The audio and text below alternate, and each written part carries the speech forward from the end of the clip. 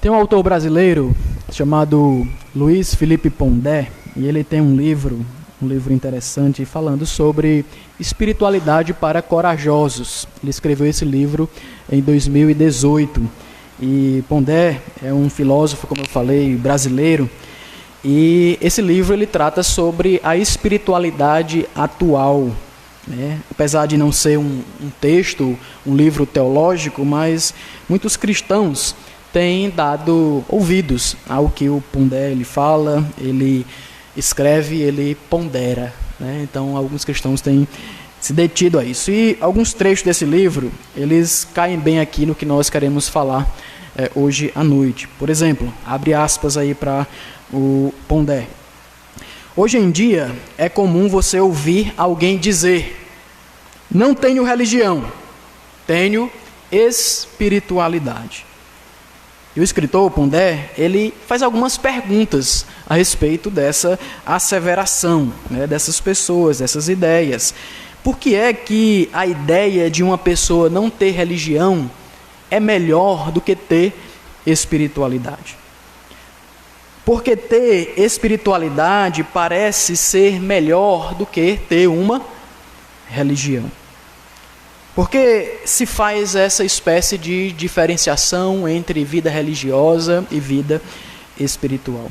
E o próprio Pondé, ele complementa e ele diz que uma vida espiritual sem apego às instituições será uma vida espiritual subjetiva. As pessoas, elas de fato trilharão os seus próprios caminhos da maneira que elas bem entenderem, acharem melhor. Elas estão à deriva e elas estão solitárias e elas estão caminhando da maneira que elas acham mais interessante. De maneira resumida, o Luiz Felipe Pondé, ele dá ênfase à questão de que uma instituição religiosa, ela é de fato importante para todos os seres humanos. Como ele mesmo observa, né? É muito difícil se manter fiel a uma tradição sozinho. É muito difícil se manter fiel a uma tradição em um apartamento, diante de uma TV. Isso é ilusão, uma grande ilusão. A conclusão que ele chega é a seguinte: a desinstitucionalização, na verdade, reinstitucionaliza o sujeito espiritual como um consumidor espiritual, muito mais do que como praticante de uma espiritualidade verdadeira. Essas pessoas estão em busca de consumir algo.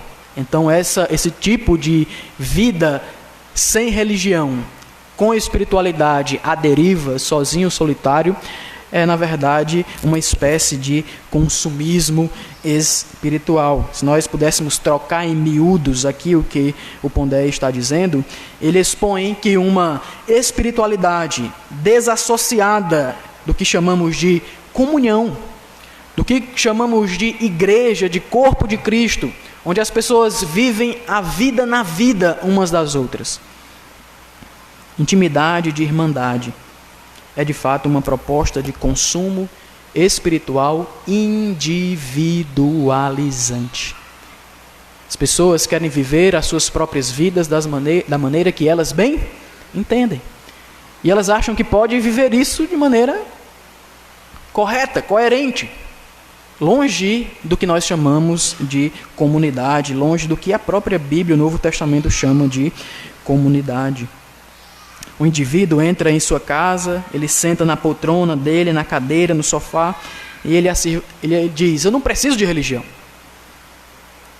Eu sou autossuficiente espiritualmente. Eu não dependo dos outros para a minha espiritualidade. Você já ouviu esse tipo de argumento? Se não ouviu, um momento você vai ouvir. Eu posso permanecer dentro da minha casa, no conforto dela, e não me relacionar com absolutamente ninguém. Eu não tenho essa obrigação para viver a minha espiritualidade. Eu posso permanecer em casa e ter uma vida espiritual saudável. Mas o fato é que isso é uma ilusão. O argumento construído pelo Luiz Felipe Pondé, ele é fundamental para nós, é fundamental para o que nós iremos analisar aqui hoje na nossa porção das Escrituras. E aqui nós podemos até dizer que, como o próprio Senhor Jesus disse, né, que se os seus não falarem, até as próprias pedras clamarão. É um argumento plausível, é um argumento verdadeiro de fato. E Paulo enfatiza, o apóstolo Paulo, como cristãos, nós somos o quê? Corpo de Cristo. E nós devemos viver em unidade. Se você abrir a sua Bíblia, não precisa você abrir, em 1 Coríntios capítulo 12, verso 12 e 13, Paulo vai falar exatamente isso. E quando nós nos distanciamos, nos afastamos dessa comunidade, do corpo do Senhor Jesus Cristo, a nossa espiritualidade, a nossa própria relação, o nosso próprio relacionamento com Deus e a nossa fé, elas ficam enfraquecidas. Nós perdemos a noção exata daquilo que de fato o Senhor Jesus ele planejou para mim e para você. Cristo não tinha o propósito de que você e eu, nós fôssemos esses espirituais consumistas, individualistas, solitários, autossuficientes, não, jamais. Muito pelo contrário. O Senhor Jesus nos chamou a viver em comunhão. O Senhor Jesus nos chamou para viver em comunidade. E não é fácil viver em comunidade. Não é fácil, mas foi o chamado que o Senhor Jesus nos fez. E quando nós estamos unidos, nós somos mais fortes. É isso que o Senhor quer de nós. Pensando nisso, eu queria convidar você a abrir a sua Bíblia em Filipenses capítulo 1. E nós iremos ver hoje à noite os versos 27 a 30 de Filipenses capítulo 1.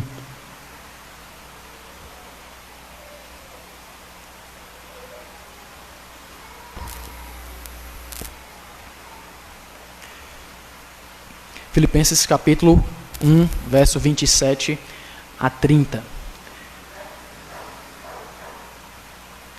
Vamos fazer a leitura do texto.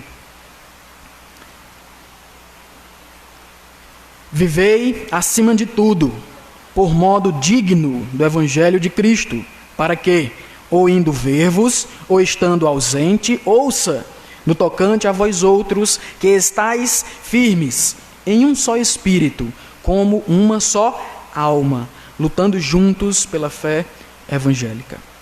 E que em nada estáis intimidados pelos adversários, pois o que é para eles prova evidente de perdição, é para vós outros de salvação, isto da parte de Deus. Porque vos foi concedida a graça de padecerdes por Cristo, e não somente de crerdes nele, pois tendes o mesmo combate que vistes em mim, e ainda agora ouves que é o meu. Senhor nosso Deus, nos ilumina, Senhor, através da ação do Teu Santo Espírito. Faz com que nós, de fato, compreendamos a Tua palavra e que essa compreensão faça com que o nosso coração esteja cada vez mais disposto a se conformar a ela. Aumenta o nosso amor por Ti, Senhor. Aumenta a nossa fé em Ti, Senhor.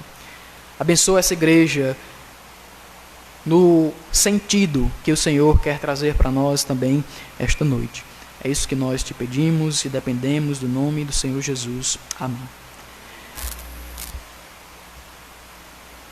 Para você que chegou aí e não tem acompanhado as nossas meditações aqui na Epístola de Paulo aos Filipenses, nós estamos falando sobre verdadeira espiritualidade. Nós estamos destacando dentro da Epístola de Paulo aos Filipenses o que é uma igreja que vive verdadeira espiritualidade. Porque, como nós temos percebido, na sociedade atual há vários conceitos, há várias ideias de que nós não precisamos nem mesmo disso daqui. Nós não precisamos nem mesmo uns dos outros para vivermos uma certa espiritualidade, mas o que nós temos destacado é que essa espiritualidade ela é falseada e o que nós temos de olhar, pensar, meditar é no que a Bíblia diz para nós do que é a verdadeira espiritualidade, como nós devemos viver. Se você lembra, em algumas das exposições passadas, pelo menos nas duas últimas, nós percebemos aqui no texto de Paulo aos Filipenses o uso do apóstolo Paulo, na pregação atrasada, por exemplo, o uso de verbos no passado, de como Paulo focava na sua vida passada, na vida passada dos filipenses também. No sermão anterior a este, nós percebemos Paulo enfocando o futuro, usando verbos onde nós deveríamos lançar os nossos olhares para o futuro. E aqui, no capítulo 1, verso 27 até o 30, 4 versículos, incrivelmente Paulo usa de 16 verbos, ele usa 13 no presente. A ideia de Paulo aqui, de fato, é fazer com que nós prestemos atenção para o agora, para a urgência de como nós devemos viver hoje a nossa espiritualidade. E hoje à noite eu tenho o propósito para atingir com você, para que você e eu, nós de fato entendamos a necessidade de unidade na igreja diante das oposições. As oposições, elas surgirão, e como nós observamos na leitura de Filipenses, elas tanto estão externas a nós, como elas estão internas a nós. E hoje nós queríamos destacar essa necessidade, para nós termos em mente a necessidade de unidade diante das oposições. Elas surgirão, elas estavam acontecendo na vida dos filipenses e Paulo está aqui exortando, orientando aquela igreja a como ela deveria se portar diante daquelas situações. Para isso nós iremos destacar aqui algumas coisas do nosso texto aí, verso 27 até o versículo 30. O primeiro destaque que nós iremos fazer diz respeito à exortação do apóstolo Paulo à igreja de Filipos, aos crentes em Filipos. Paulo exorta aí no versículo 27, na parte A, que eles estejam vivendo como cidadãos dignos do Evangelho do Senhor Jesus Cristo. Vivei, acima de tudo, por modo digno do Evangelho de Cristo. Esse é o chamado do apóstolo Paulo para aquela igreja. Paulo está aqui chamando a atenção, exortando aqueles irmãos que eles deveriam, naquele presente momento, viver de modo digno do Evangelho do Senhor Jesus Cristo. Eles precisavam olhar para as situações ao redor, e ele diz, acima de tudo, acima de qualquer coisa, independentemente das circunstâncias, desempenhem o papel de vocês como cidadãos. Cidadãos que foram chamados pelo Evangelho do Senhor Jesus Cristo.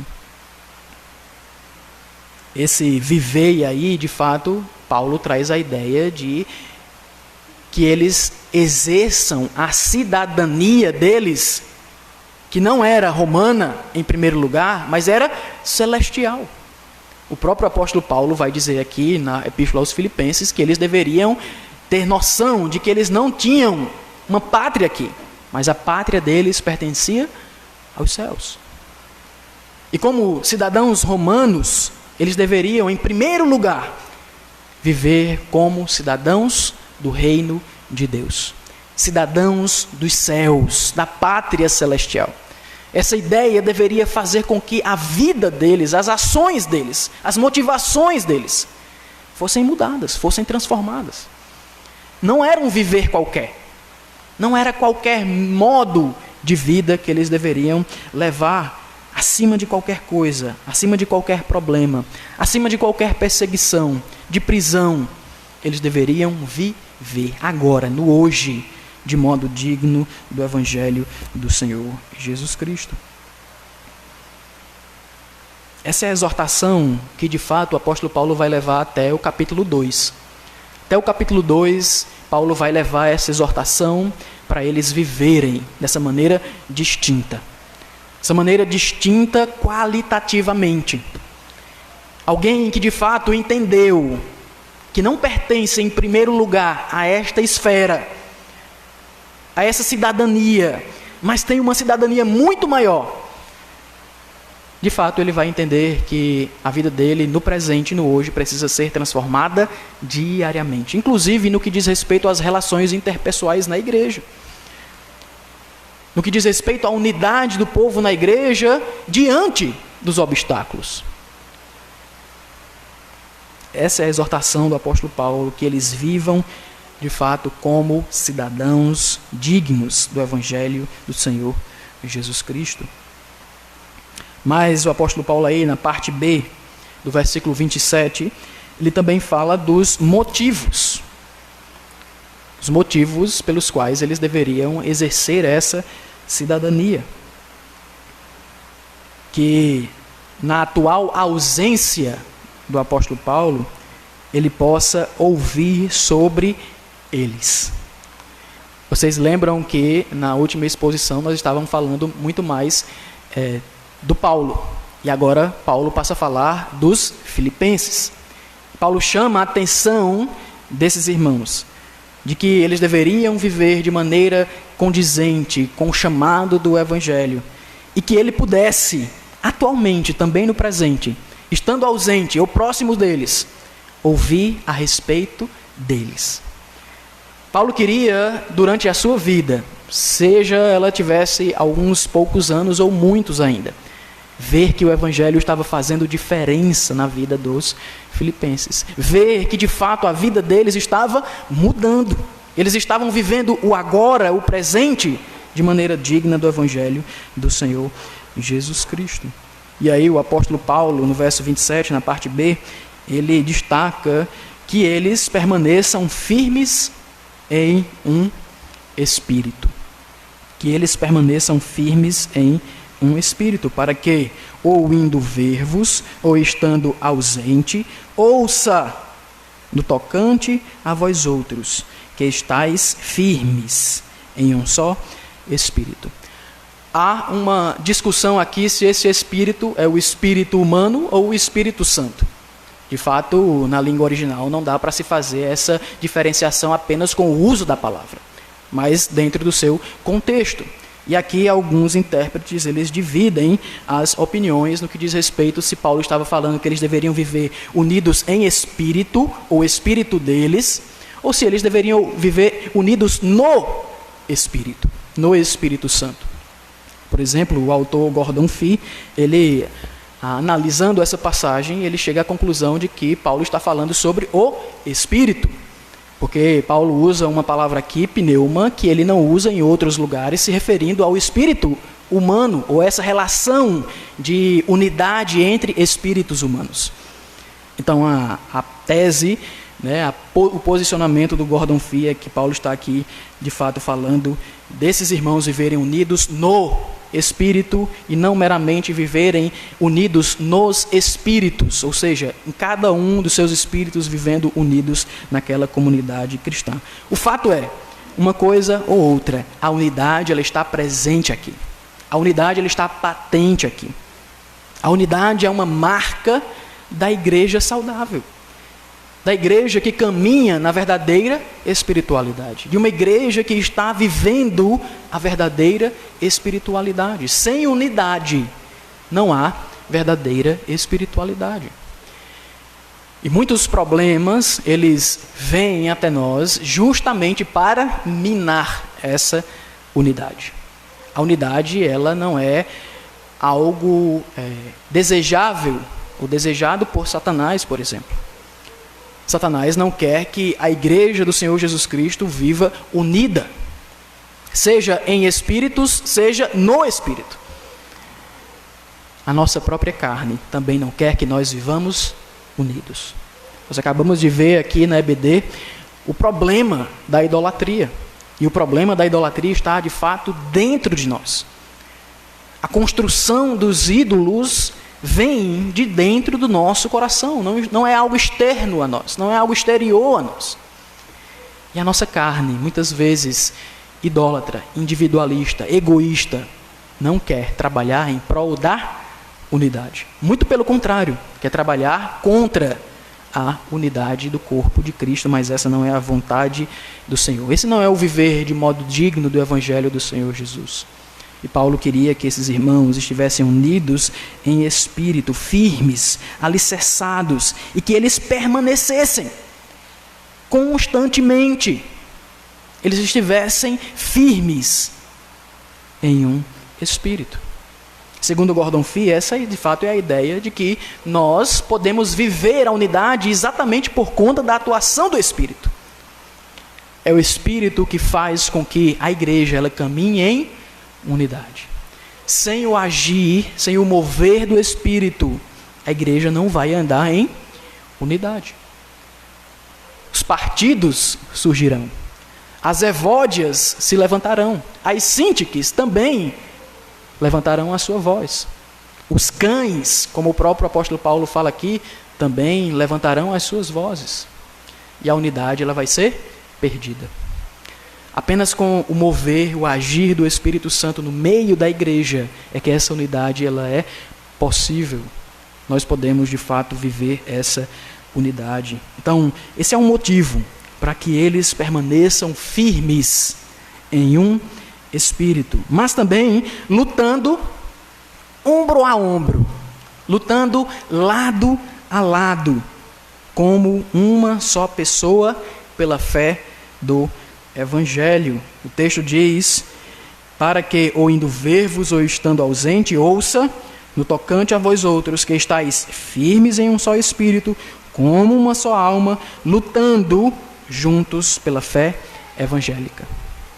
De fato, a tradução aqui da Ara para essa palavra lutando não é tão feliz, porque a ideia é lutando lado a lado mesmo. É lutando ombro a ombro. Essa palavra traduzida dessa maneira pode dar a entender que nós podemos lutar sozinhos.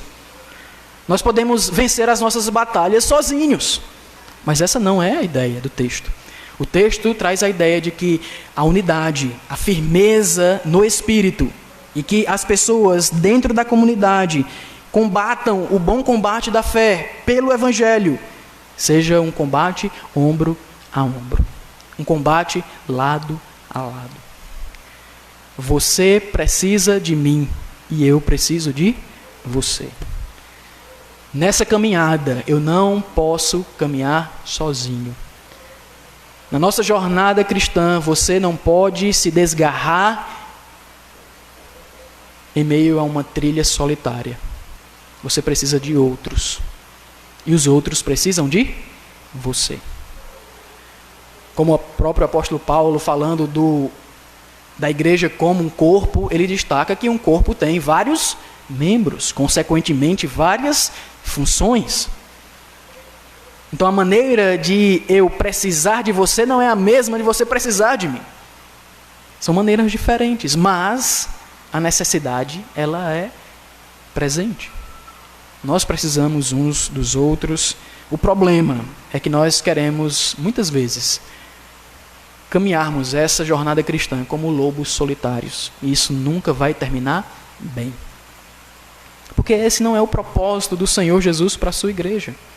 Ele quer que a sua igreja, de fato, ande de mãos dadas, lutando juntos, ombro a ombro. Nós temos percebido aqui quantas vezes o apóstolo Paulo usa essas metáforas militares.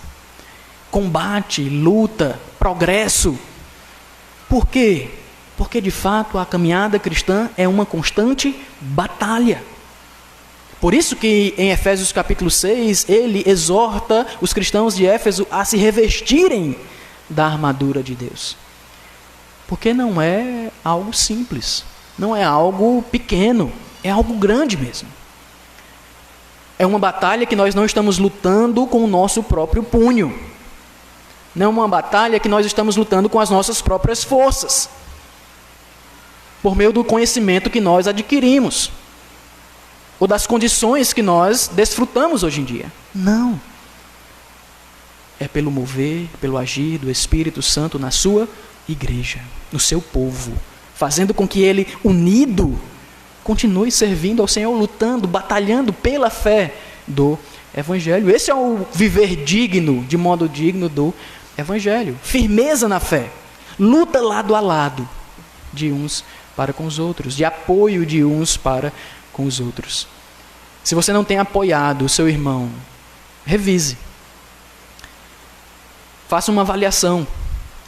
E se pergunte o quanto que eu me disponho a ajudar nesta comunidade aqui. Quantos problemas eu me disponho a resolver? Interessante que nós nos dispomos muitas vezes a levantar os problemas, levantar os questionamentos. Eu já digo para você, da próxima vez que você vier falar comigo de algum problema, o que você vai ouvir de mim é: e qual a sua solução para que você resolva esse problema? Vai ser bom assim? Por quê? Porque eu tenho que estar disposto a resolver. Eu não estou aqui para levantar questionamentos simplesmente, mas para doar-me pelo corpo, em unidade, lutando, firmes na fé. Então nós precisamos entender isso urgentemente.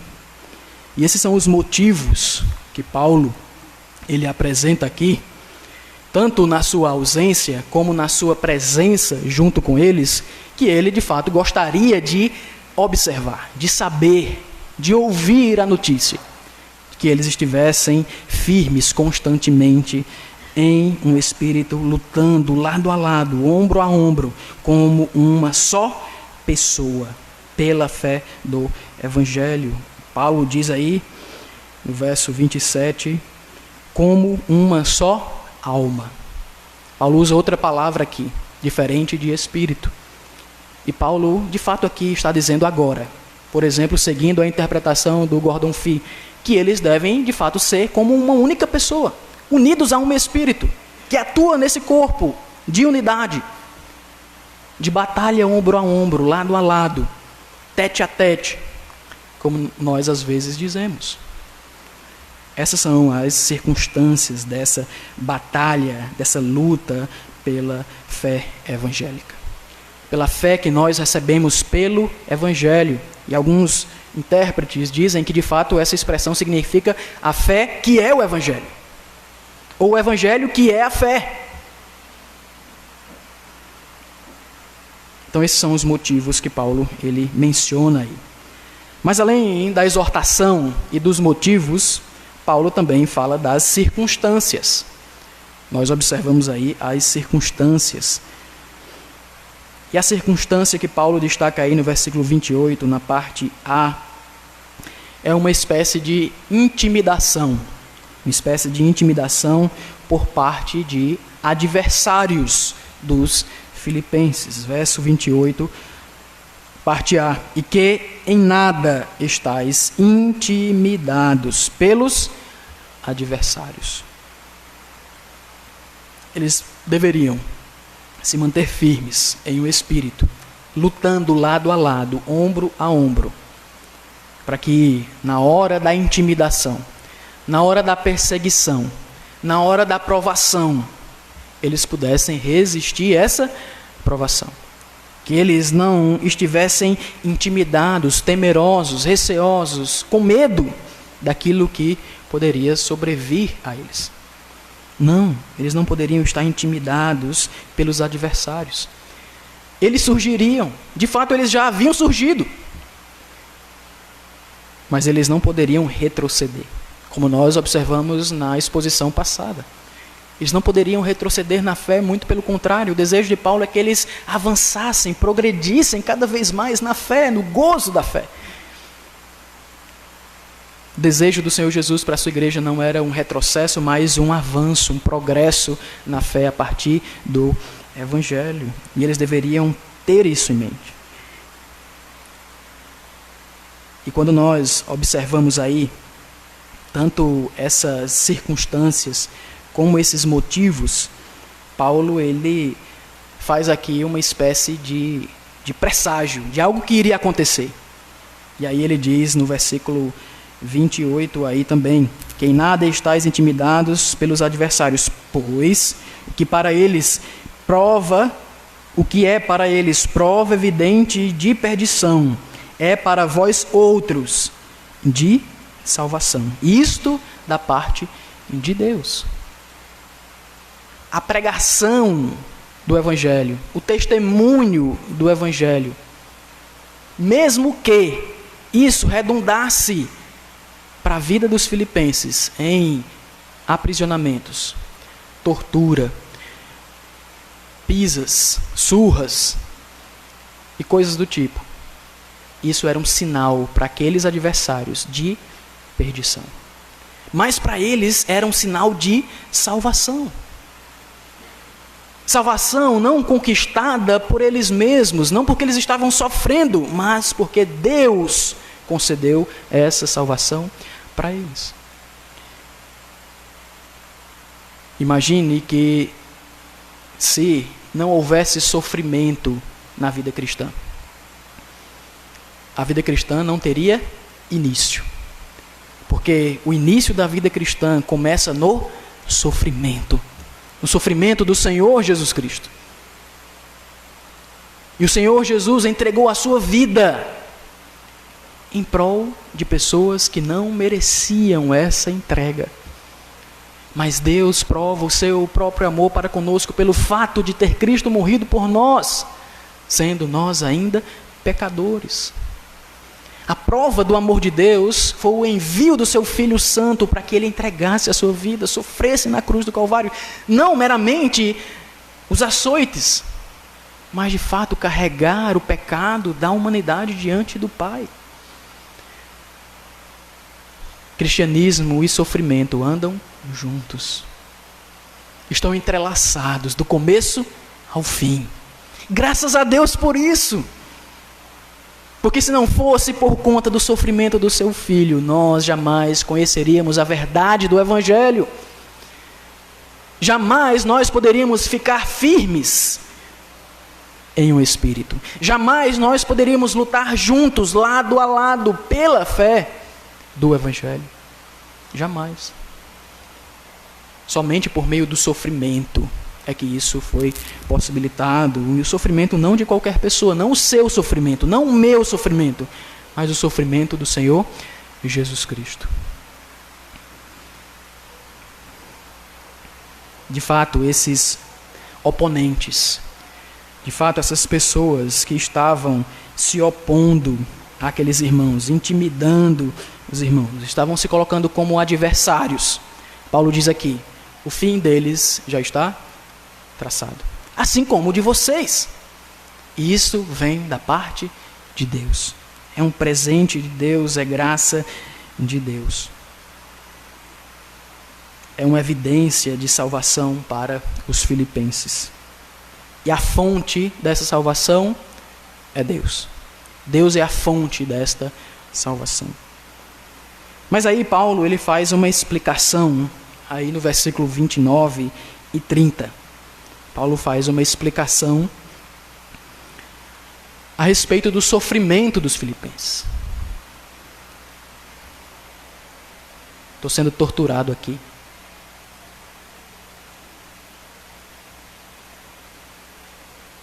Isso serviu para o meu crescimento na fé, com certeza.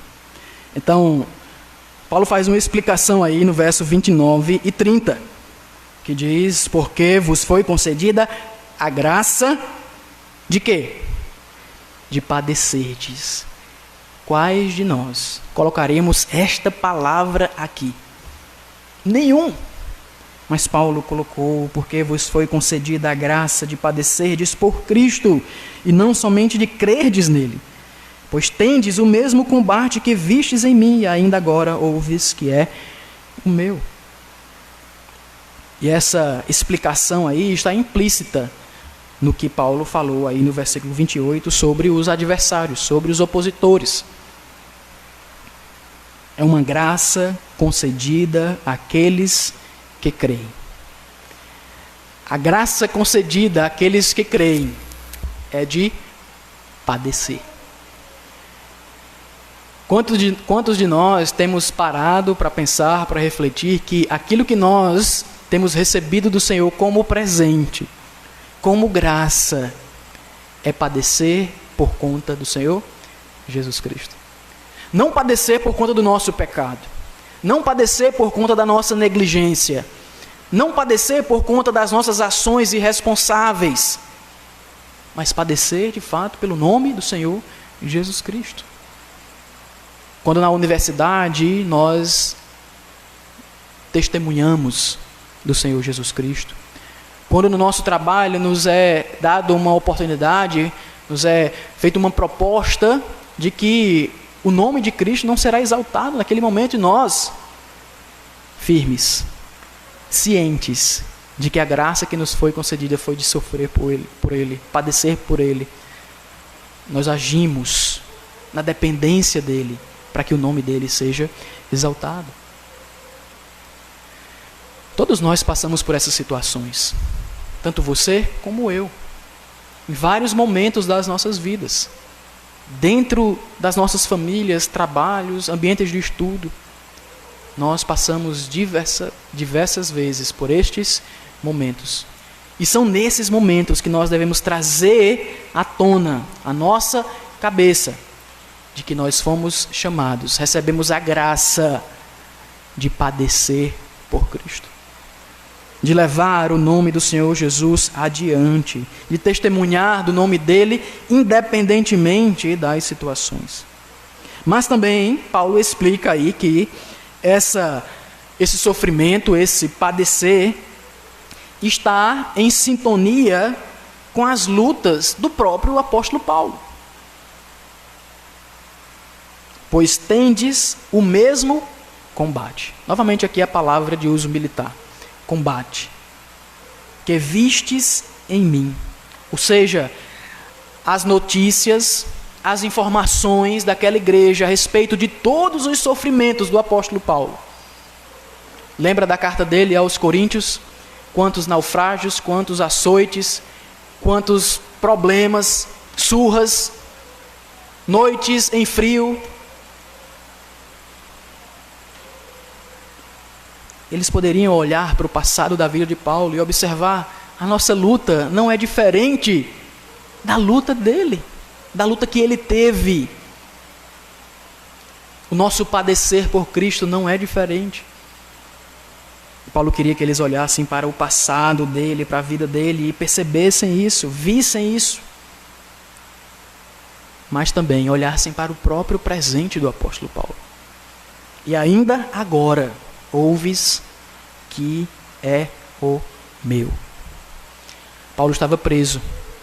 A sua liberdade estava tolhida, cerceada. Mas mesmo assim, nós vimos em exposições passadas, o evangelho estava progredindo. As cadeias que prendiam, aprisionavam os pés de Paulo, estavam libertando a pregação do evangelho. Estavam fazendo com que a palavra poderosa de Deus se espalhasse em toda a capital do Império Romano, inclusive diante da guarda de elite de César. Eles precisavam olhar para o sofrimento passado de Paulo, mas também para o sofrimento presente, e perceber que a luta deles, o combate deles, era o mesmo que o apóstolo Paulo estava passando. Mas qual era a reação do apóstolo Paulo? Era de viver dignamente pelo evangelho do Senhor Jesus Cristo. Viver até morrer pelo evangelho do Senhor Jesus. Que aplicações nós podemos fazer dessa passagem bíblica? Que aplicações nós podemos trazer para as nossas vidas do dia a dia? E eu separei aqui algumas para nós.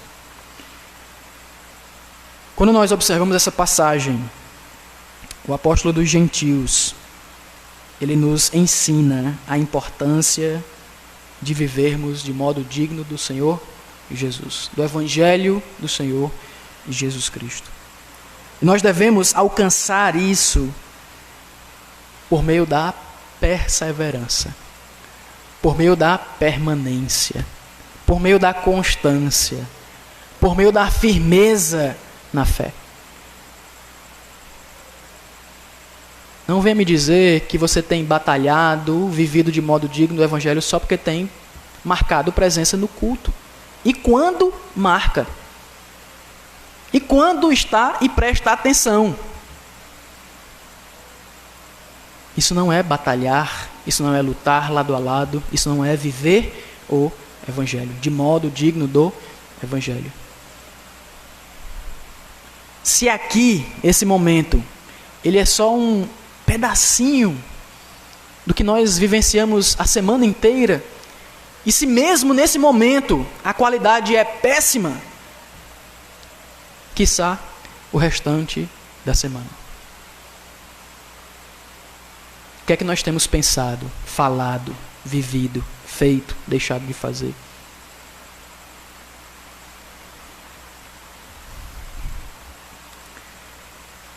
Não se engane com as armadilhas dos nossos adversários.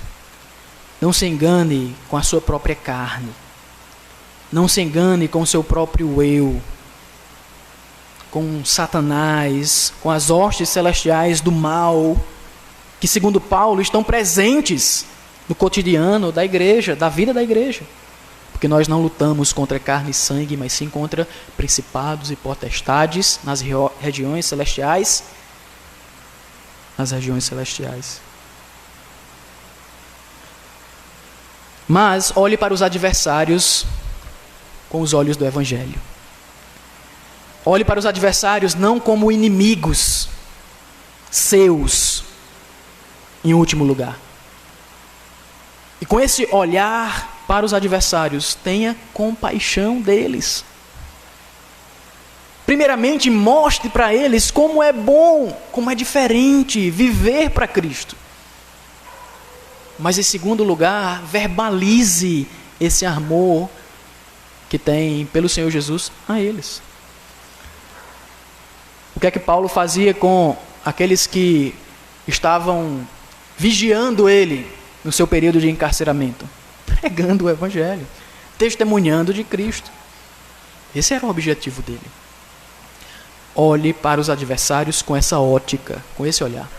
Não vamos cair nessa inverdade ideológica, cultural da nossa época, de uns contra os outros, de uma sociedade dividida, nós e eles. Não, nós estamos aqui para ser sal e luz do mundo. E luz só brilha onde tem escuridão. Luz só brilha onde tem trevas. E essa é a nossa missão. Essa é a missão da igreja. Alguém que se converteu pela fé no Senhor Jesus, pela graça de Deus, foi um dia alcançado exatamente nessa situação. Você consegue fazer o exercício diário, ou constante pelo menos, de que se Deus não tivesse lhe alcançado, o que você estaria fazendo? Quais as suas reações às pautas da Bíblia? Quais as suas reações diante dos discursos dos evangélicos protestantes? Se você não tivesse sido alcançado pela graça de Deus. Se coloque no lugar dele. Se coloque no lugar do outro. Um dia, alguém precisou ter compaixão de nós, movidos pelo Espírito de Deus, para pregar o Evangelho a um pecador caído, destruído como você e eu. E nós precisamos fazer a mesma coisa. Mas também uma vida cristã que é digna do Evangelho é aquela alicerçada sobre a fé. A fé no Senhor Jesus e uma fé firme, uma fé permanente, uma fé que de fato permanece.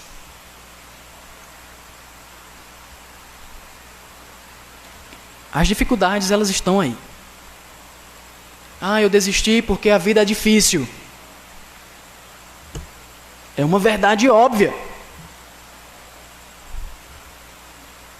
Por exemplo, no Salmo 126, versos 5 e 6, aqueles que semeiam com lágrimas, com júbilo ceifarão, trazendo seus feixes. O plantio, muitas vezes, será regado pelas lágrimas, mas a ceifa será desfrutada com alegria. A colheita, ela traz, de fato, a alegria. E o período de plantação é o período de toda a nossa vida. Não são 2 anos, 3 anos, 4 anos, 10 anos, 15 anos, 20 anos. Toda a nossa vida, até o último suspiro. E possuir uma fé que não se abala. Pode ter certeza, é um testemunho visível, claro, de perseverança, mas também de unidade e de uma vida que caminha dignamente pelo Evangelho. Capacitada não por você, não por mim, mas por Deus. É Deus quem concede essa capacitação. Jesus disse que nós seríamos odiados, mas que nós deveríamos perseverar. próprio Paulo diz aí em Filipenses capítulo 2, verso 6 a 8, que Jesus não julgou como usurpação o ser igual a Deus, antes a si mesmo se esvaziou, tornando-se obediente até a morte, e morte de cruz. E o resultado foi que Deus exaltou o seu Filho, Senhor Jesus, sobremaneira, e lhe deu um nome que está acima de qualquer nome. Um nome que está acima de todo nome, está acima do seu nome, está acima do meu nome. E é a esse nome que nós devemos servir e viver todos os dias das nossas vidas. Cristo é o nosso referencial, Cristo é o nosso padrão.